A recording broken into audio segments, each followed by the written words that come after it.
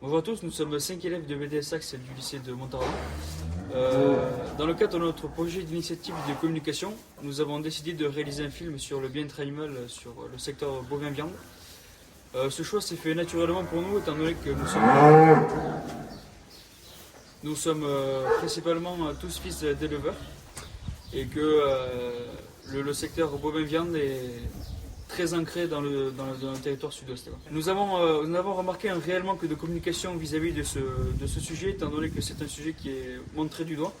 Nous avons donc décidé de réaliser un film sur le bien-être animal en montrant les différentes pratiques et matériels qui sont utilisés. Cette filière est également un avenir pour nous car nous sommes beaucoup à vouloir nous installer dans cette filière ou à devenir acteurs de la filière. Donc il était très important pour nous de montrer ce qui était fait. L'élevage bovin en Aquitaine représente 4500 élevages. L'élevage bovin allaitant, c'est près de 102 000 animaux, soit près de 97% de la race blonde d'Aquitaine. En 2017, le cheptel vache allaitante représente 42% de l'élevage aquitain. Une partie de la production est commercialisée sous signe officiel de qualité, bœuf de Chalosse et agriculture biologique. Quant à lui, l'élevage laitier représente dans la région 673 élevages avec une moyenne de 45 vaches par exploitation.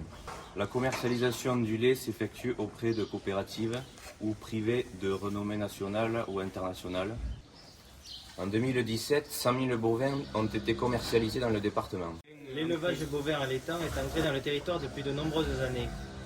Les filières se sont donc adaptées pour obtenir un prix équitable entre producteurs et consommateurs et pouvoir satisfaire le plus grand nombre. Avec une demande constante de broutard pour l'exportation vers l'Italie et l'Espagne, les producteurs obtiennent une sécurité pour pouvoir vendre leur production tout au long de l'année. De nos jours, dans la filière, il existe plusieurs modes de commercialisation possibles, notamment la vente directe et la vente par circuit long.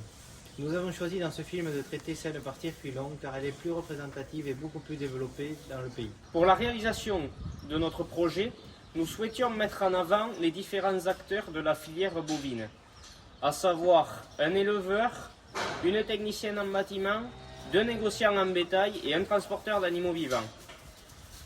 Dans le cadre de ce projet, nous avons sollicité la Chambre d'agriculture des Pyrénées-Atlantiques et des Landes qui nous ont permis de prendre contact avec un éleveur équipé de la contention et prendre contact avec une technicienne bâtiment. Nous souhaitons remercier nos différents partenaires, à savoir l'éleveur M. Emmanuel Laroudet, la technicienne en bâtiment qui nous a permis de réaliser un diagnostic bovin Alison Bontemps, un négociant en bétail qui effectue les ramasses Pierre Souville, un négociant en bétail spécialisé dans l'export et le grand export, M. Alexandre Berthet, ainsi qu'un transporteur, M. Charles Laurent.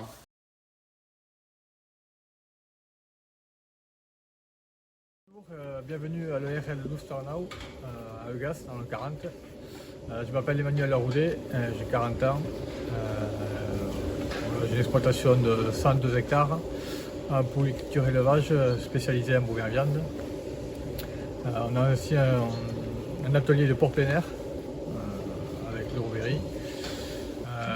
L'élevage bovin comprend 60 mères, donc en essor engraisseur, on engraisse les vaches de réforme en label bœuf de Chalosse et les mâles en taurillon avec la société Euralis. Nous travaillons avec moi et mon père est retraité actif. Et après, on a un salarié partagé à 4 agriculteurs, qui vient 1 ou 2 jours par semaine, voire plus selon le travail qu'il y a à faire. On met un système reproduction avec des taureaux, on peut dire sur les génisses, mais maintenant on a un taureau à génisse, donc on fait essentiellement avec des taureaux. On est un village groupé depuis 1 an et demi, 2 ans, ça va être la 2e campagne pleine, un village groupé de printemps. Donc ça démarre mi-janvier jusqu'à mi-juin. Futur projet, vous voyez derrière moi, il y a un côté sud là qui sera fermé pour l'hiver prochain. Donc j'ai prévu un filet brise-vent qui se fermera, qui s'ouvrira quand il y aura la pluie. Plus deux portes pareil brise-vent au fond du bâtiment qui servira un peu plus à l'ambiance des bâtiments. Là, il y a un petit courant d'air un peu l'hiver. le but est de fermer ce bâtiment avec des filets brise-vents pour améliorer les conditions d'ambiance du bâtiment. Pour revenir au bâtiment, donc en 2009-2010, j'ai fait un PCAE pour moderniser l'exploitation. Nous avons bénéficié d'un hangar solaire.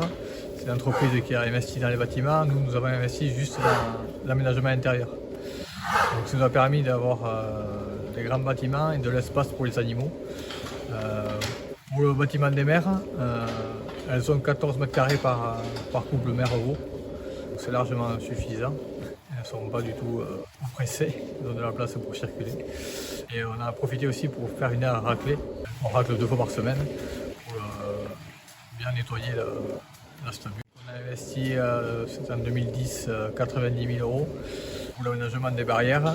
Nous avons fait pas mal de couloirs de contention dans les bâtiments pour être en sécurité nous et surtout pour les animaux, moins les effrayer le moins possible.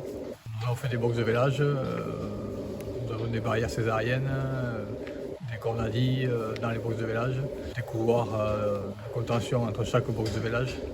Tout ça pour être le moins accidentogène pour nous et les animaux. Pour les premiers investissements en 2010, en 2018, j'ai refait un PCAE. Nous avons fait 2 stabules de plus avec agrandissement de l'engraissement des taurillons. Et en plus, nous avons aménagé une travée entière avec un parc de contention et une cage de pesée qui est opérationnelle là depuis quelques mois.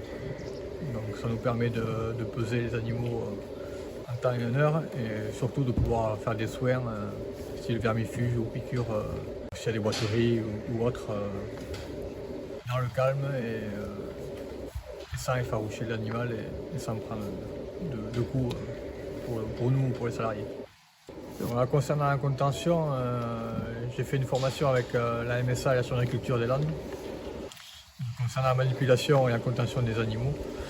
Donc, on avait pu voir où placer mon couloir de contention par rapport à tous les bâtiments.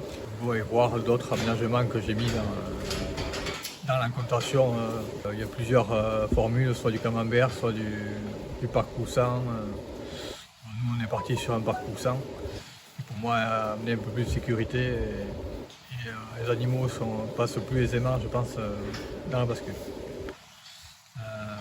C'est important d'avoir des appareils de contention bien équipés pour nous et surtout pour le chargement des animaux.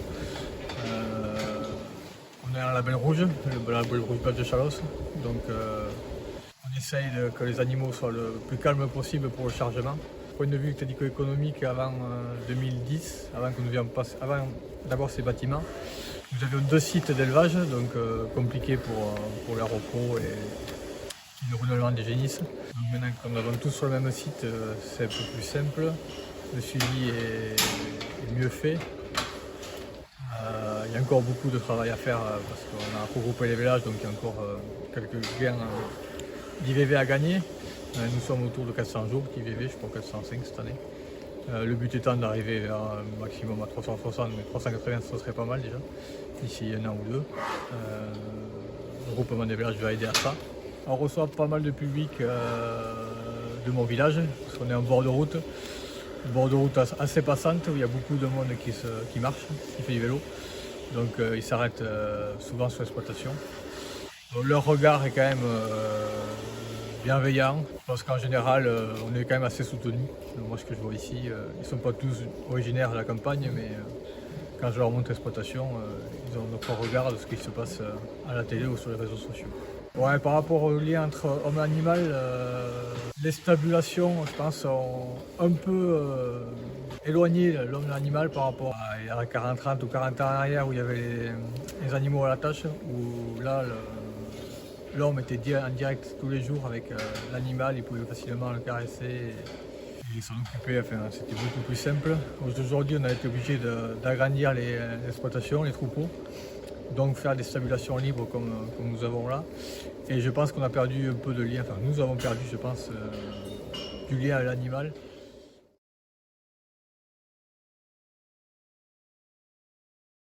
Alison Bontemps, je suis technicienne au niveau de Landes Conseil Élevage. J'interviens au niveau des élevages bovins-viande exclusivement.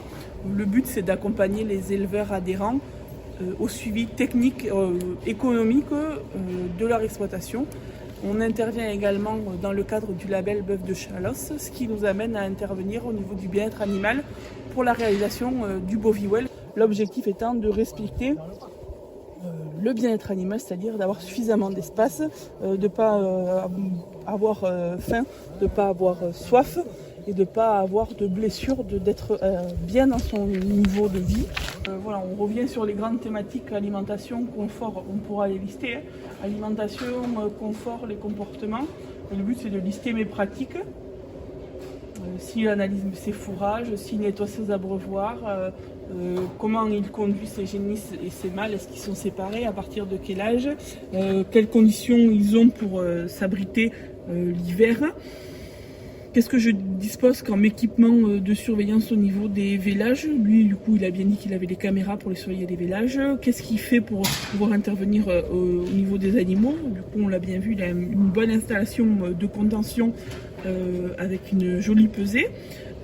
Qu'est-ce qu'il a au niveau de l'enrichissement du milieu? Bon, aujourd'hui, on n'a pas encore investi au niveau bovin-viande, c'est plutôt au niveau de l'atelier laitier. Il manipule du coup ces animaux seuls, mais avec couloir et équipement de contention. Au niveau confort thermique, voilà, les animaux ne souffrent pas, on n'est pas dans des mauvaises conditions, ils ne souffrent pas de froid ni de chaud. En cas de forte chaleur, qu'est-ce qu'il peut mettre en place? C'est surtout l'été, mais du coup elles sont à la pâture pour la plupart du temps. Et en plus, en cas de température négative, il a bien expliqué, le projet est de venir mettre des filets brise-vent pour pouvoir faire face à ces conditions climatiques au niveau de l'élevage. Puis toutes les dimensions des box et où étaient les animaux, c'est pour venir répartir dans chaque catégorie d'animaux chaque comportement qu'on a pu noter au niveau de la relation homme-animaux. On a bien vu au niveau des vaches, on va mettre qu'il y a 0 animaux qui ont reculé, il a pu les approcher. Au niveau des génisses, on ne l'a pas fait, mais si on le faisait, on le voit bien, elles sont quand même un peu plus apeurées. Donc on va potentiellement avoir des animaux qui reculeraient si jamais on aurait besoin de les approcher en direct. Donc là, il va y avoir quelques pénalités au niveau de ce comportement-là. Les animaux très sales, on n'en a pas vu. L'alimentation, il n'y a aucun animal très maigre et la longueur d'auge, on va la compter avec situé ce qu'on nous a donné dans les plans. Donc on est largement au-dessus du 80 cm nécessaire par bovin. Donc on est largement à la plage, il aura bon dans le scoring. Les animaux blessés, on n'en a pas vu. Les toux, on n'en a pas entendu trop dans le bâtiment. Les respirations difficiles, pas forcément. Des boiteries sévères, c'est-à-dire des animaux qui ne se lèveraient plus. Il n'y en a pas non plus, il y a une vache ou deux qui boite, mais c'est rien de grave. Et c'est des choses qu'il met en place au niveau du bien-être. Et après, le confort de bâtiment, on va reprendre la surface de couchage et la surface totale de la case, puisqu'il y a une partie air de raclage et une partie de marche, une stalle. Et on va recompter le nombre d'abreuvements qui est disponible par UGB. Au niveau de l'élevage bovin, donc ça c'est pareil, c'est les petits manuels, mais bon, qui sont que pour la partie lait. Et la partie viande, c'est une fois qu'on a saisi notre diagnostic Boviwell, c'est un Excel qu'il faut compléter. Et c'est à ce moment-là où on peut compléter derrière le résultat, où on peut rentrer dans des fiches plus précises au niveau du bien-être animal, où ça va derrière compléter, dire finalement, oui, ma vache, elle n'a pas assez d'eau. Il faudrait, la norme, elle est de dire un abreuvoir pour 20 vaches. Ma norme, elle est de 8 mètres carrés par animal au niveau du couchage. Voilà.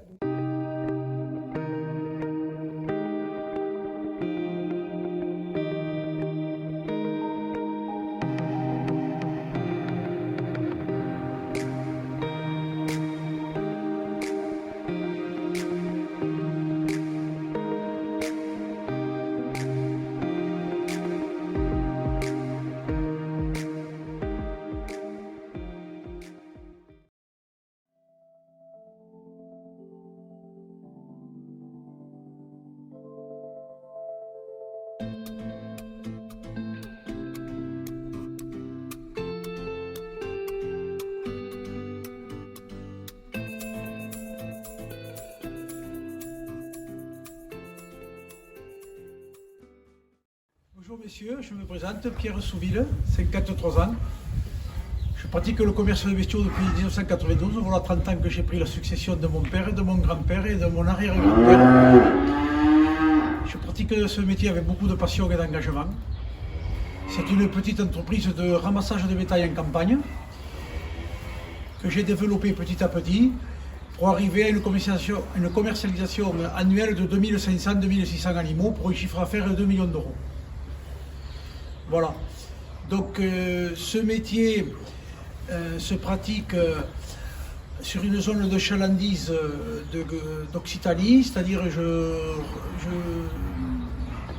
ramasse des bêtes sur 4 départements, le 31, la Haute-Garonne, le 32, le Gers, le 67, les Hautes-Pyrénées et un petit peu l'Aveyron dans le 12. Voilà. On expédie ensuite les bonnes bêtes sur l'Italie, les bêtes un peu plus moyennes, catégorie secondaire sur l'Espagne, et les bovins sur les abattoirs français, régionaux qui sont Bigard à Castres, Saint-Gaudens. Et ensuite, dans les bêtes de vie, pour l'engraissement, on les envoie sur des ateliers français pour l'engraissement et ensuite elles sont consommées, diffusées par les supermarchés et les boucheries et consommées par les consommateurs français. L'amour de ce métier m'a été transmis par mon père et mon grand-père parce qu'à côté de l'activité de négoce, nous sommes ancestralement des éleveurs depuis 5 générations.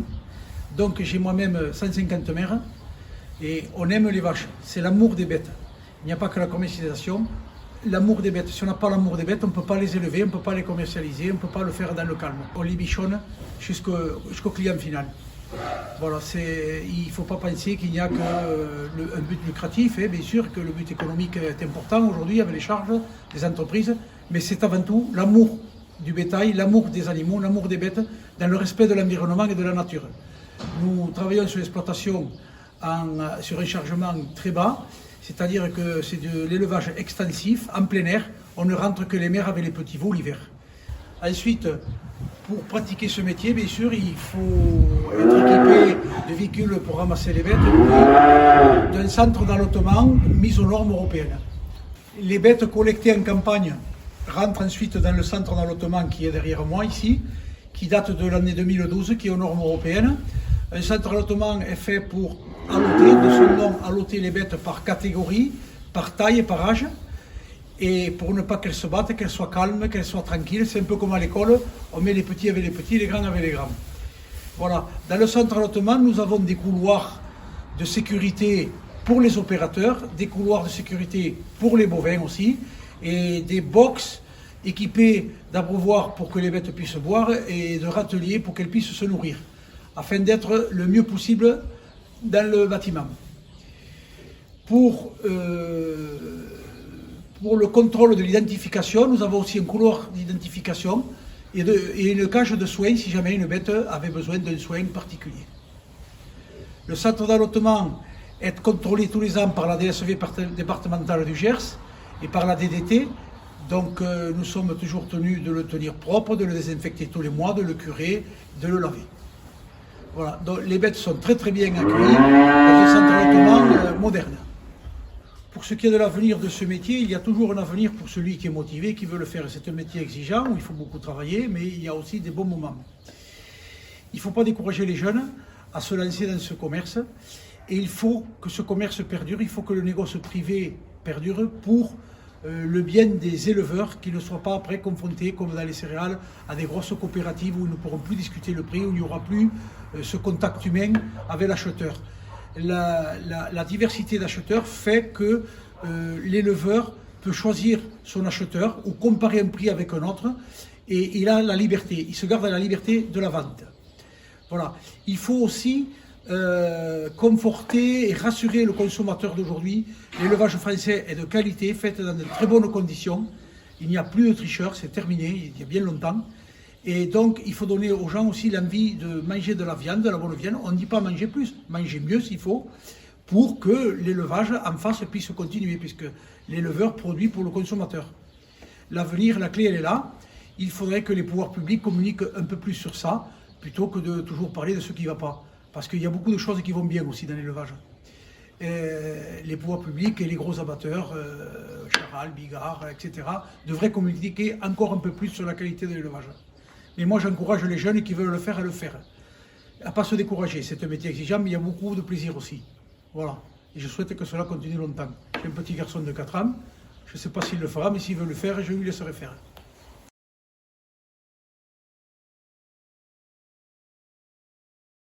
Bonjour, donc Alexandre Berthet. Je suis dirigeant de l'entreprise SAS Berthet depuis le mois de mars 2021. Donc on est une entreprise qui est située à Fleurieux-sur-l'Arbrelle, près de Lyon, sur le premier site, et un autre site à Cortambert en Saône-et-Loire, donc entre Mâcon et Chalon-sur-Saône. Voilà, donc on est une entreprise assez familiale, on compte aujourd'hui 16 salariés. En termes de volume, on va dire qu'on fait, l'année dernière on a fait 101 000 bêtes.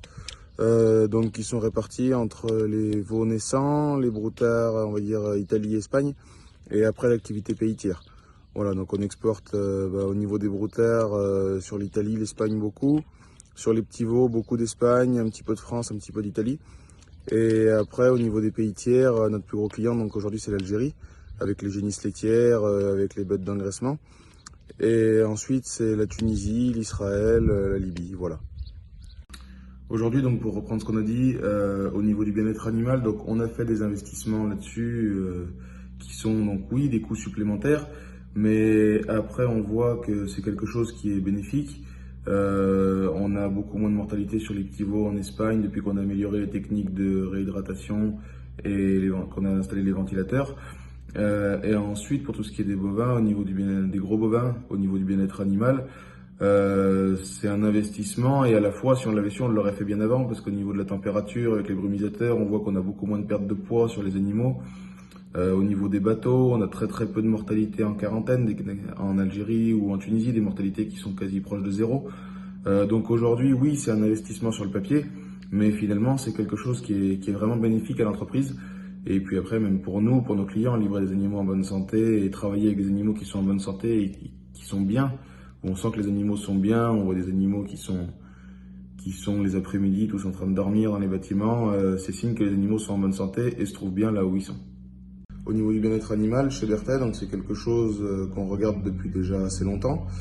Comme en témoignent les vidéos qu'on avait faites sur le transport, c'est quelque chose qui nous tient à cœur parce qu'on vend aujourd'hui un produit à des clients, notamment sur les pays tiers, pour lesquels c'est des gros investissements.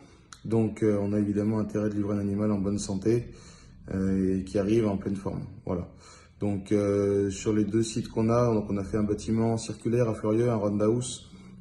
C'est un bâtiment, alors pas unique en France, il y en a quelques-uns, mais c'est dans les premiers bâtiments qui sortent. C'est des bâtiments complètement aérés qui rappellent aux animaux plutôt la sensation d'être dehors.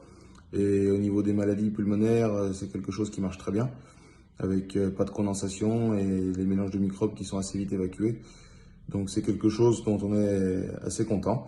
Ensuite sur le bâtiment de Fleurieux et le bâtiment de Cortambert, donc qui sont donc les bâtiments pour les veaux et pour les broutards, on a installé depuis 1 an et demi déjà des ventilateurs et des brumisateurs pour les chaleurs l'été et notamment et pour leur bien-être. Donc c'est des investissements assez coûteux mais qui sont vite rentabilisés. On voit vraiment un écart significatif comparé à la vente de ces installations.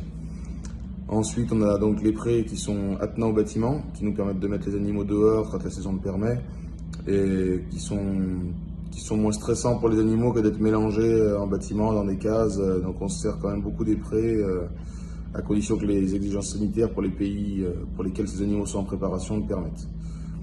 Voilà, après ensuite pour les petits veaux à Fleurieux, avec les ventilateurs, on a pareil constaté vraiment de l'écart sur des veaux qui viennent de téter. Les veaux se mettent tout de suite à dormir et ne restent pas debout à regarder et à attendre. Donc c'est quelque chose qui est vraiment bénéfique pour la santé des animaux. Après au niveau du bien-être animal avec le personnel, c'est quelque chose qui est déjà assez naturel. On va dire qu'on n'a pas donné de consignes spécifiques parce qu'on travaille avec une équipe de personnes qui sont plutôt passionnées. Et c'est quelque chose qui est naturel pour eux de prendre soin des animaux et de faire attention à leur bien-être. Après, pour revenir sur ce qui est les bateaux, qui est un moyen de transport qui est fortement décrié par les associations, on voit beaucoup sur ces reportages d'associations, on voit beaucoup de bateaux qui ne sont pas des bateaux qui font des trajets européens, qui font sûrement des trajets d'Amérique du Sud ou d'Australie, donc il ne faut pas tout mélanger. Et aujourd'hui, on a des conditions de transport en bateau qui sont meilleures qu'en camion. avec des animaux qui reprennent du poids du moment du chargement à 7 au déchargement en Algérie. Des animaux, des mortalités dans les transports qui sont proches de zéro. Donc aujourd'hui, il faut arrêter de se focaliser là-dessus et dire que le transport en bateau est une hérésie, puisque le transport en bateau est un des moyens de transport le plus convenable pour les animaux.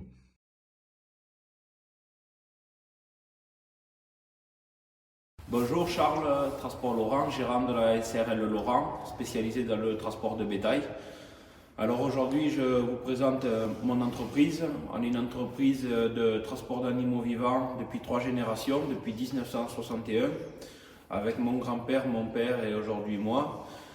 On a une entreprise qui comporte 16 véhicules spécialisés dans le transport d'animaux vivants dans le secteur de la France, l'Europe et le Maghreb, particulièrement les abattoirs et l'export sur le port de Sète au niveau national. Aujourd'hui, on a 16 conducteurs en bétaillère, un mécano et 2 secrétaires. On est basé sur le plateau de l'Aubrac à Soulages-Bonneval. Pour l'avenir de mon entreprise, je souhaite qu'on soit dans la même continuité, c'est-à-dire des investissements dans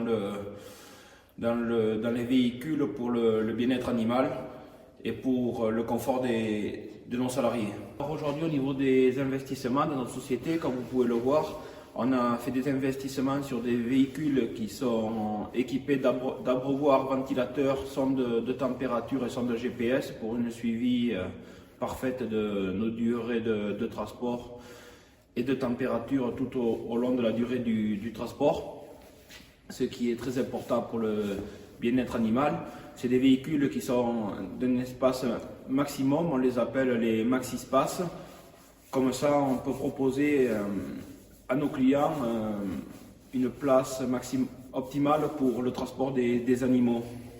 Alors aujourd'hui, au niveau des formations internes, on a une formation qui est obligatoire qui s'appelle le CAPTAP pour le transport d'animaux vivants, mais où je donne très peu d'importance. L'importance, je la donne lorsque je recrute mes salariés. Aujourd'hui, nous, c'est un métier de passionné. Il faut que nos salariés soient irréprochables avec le bien-être animal. Donc, on privilégie des gens qui sont déjà dans le milieu, c'est-à-dire notamment qui ont eu des parents ou des frères dans le milieu agricole, qui ont eu des fermes, parce que c'est des professionnels qui connaissent les animaux par cœur, et aujourd'hui, ça, c'est indispensable pour notre travail.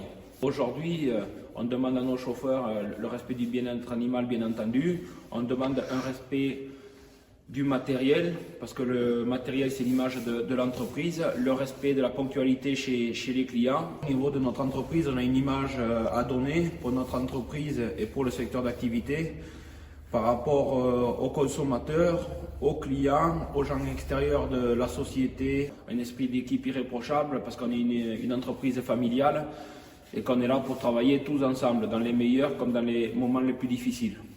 Aujourd'hui, avec nos véhicules de dernière génération qui sont de type 2, c'est-à-dire de longue durée, on peut effectuer des transports de plus de 8 heures avec un agrément au niveau de l'entreprise, un cahier des charges à respecter et un plan d'urgence en cas de panne ou d'accident ou d'un problème sur les animaux lors du transport. Comme vous pouvez le voir derrière moi, on a fait l'investissement au cours de l'année 2020 de la station de lavage qu'on a refait à neuf. Aujourd'hui, on a une piste qui nous propose de laver 4 véhicules à la fois, plus une station avec le rouleau là. Donc on est capable de laver 5 véhicules en même temps. Alors cette station, elle comprend des karchers à eau chaude, du produit de nettoyage, du produit désinfectant et des lances à incendie. Après chaque transport, nos salariés, que ce soit ici sur le site ou ailleurs en France, ils sont obligés de faire un lavage du véhicule pour le chargement qui suit, que les animaux soient dans un véhicule propre et désinfecté.